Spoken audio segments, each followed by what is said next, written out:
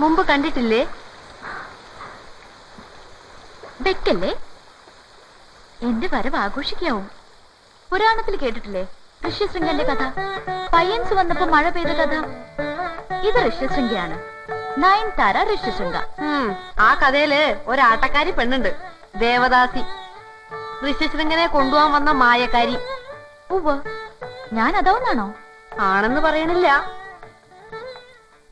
പറഞ്ഞാലും no problem. ഋഷ്യശൃംഗനെ കൊണ്ടുപോവാൻ അനുവദിച്ചാ മതി. എന്താ?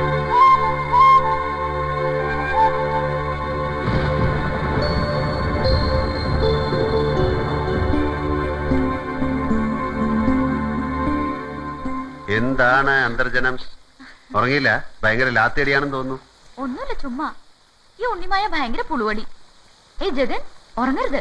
ഞാൻ മുറിയിലേക്ക് വരാം, എനിക്ക് സംസാരിക്കാനുണ്ട്. Okay, you are welcome. അതെ, ഇവിടെ തനിച്ച് ചേർന്ന പേടിക്കൂട്ടോ. തൂങ്ങി മരിച്ച പഴയ ഒരു തമ്പുരാന്റെ പ്രേതം ഇവിടെ ചുറ്റിക്കറങ്ങുന്നുണ്ട്. പലരും കണ്ട് പേടിച്ചിട്ടുണ്ട്.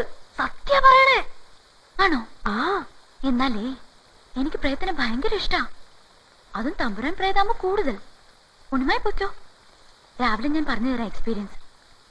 ഇപ്പൊ പൊയ്ക്കോളൂ കേട്ടോ.